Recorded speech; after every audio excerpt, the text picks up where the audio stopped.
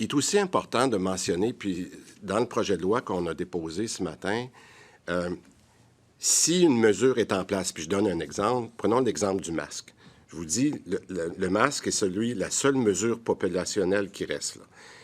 Si jamais le docteur Boileau, la santé publique, nous dit dans quelques semaines qu'on peut l'enlever, on va l'enlever avant le mois d'avril, mais on ne pourra pas revenir en arrière.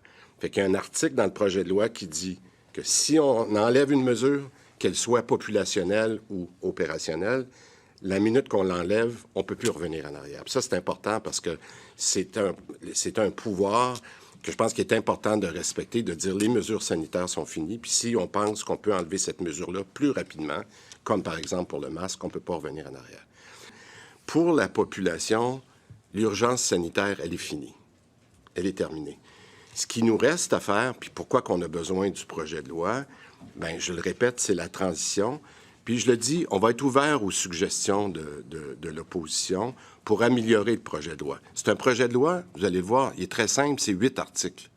Et c'est 8 articles. Donc, s'il y a une belle collaboration avec l'opposition, ce dont je ne doute pas, tout le monde veut mettre ça derrière nous, mais en même temps, tout le monde veut s'assurer qu'on va respecter la recommandation de la commissaire, puis qu'on sera prêt si jamais il y a une 6e vague à l'automne. Est-ce que ce projet de loi-là, si adopté tel quel, vous permettrait d'octroyer des contrats sans appel d'offres quand même? Et donnez-nous un exemple de contrat sans appel d'offres là, qui pourrait être utile, même si on n'est plus en urgence sanitaire. En fait, on n'en fait plus de contrats de gré à gré depuis un certain temps, même si l'urgence sanitaire était là. Alors là, pour répondre clairement à votre question, on n'en fait plus, puis il n'y en aura plus. Jamais? Non. Concernant le passeport vaccinal, est-ce que je comprends que, puisque vous avez annoncé sa levée, les Québécois ne devraient pas, auront plus jamais besoin de leur passeport vaccinal dans la prochaine année, puisque vous avez annoncé qu'on l'utilisait plus? Ce qui sera une décision de la santé publique, c'est la suivante.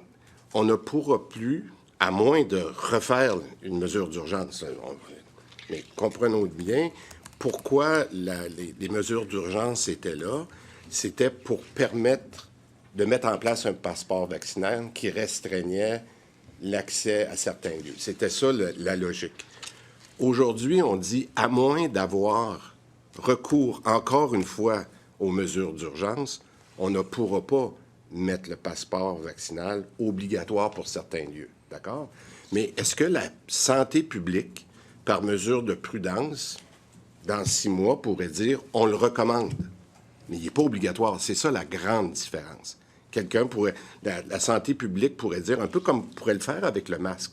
Elle pourrait dire, écoutez, on n'oblige pas le masque, mais on le recommande. Donc, pour répondre à votre question, il faudrait que l'état d'urgence soit remis en place pour qu'on soit capable d'obliger le passeport sanitaire. Est-ce que c'est clair? Oui.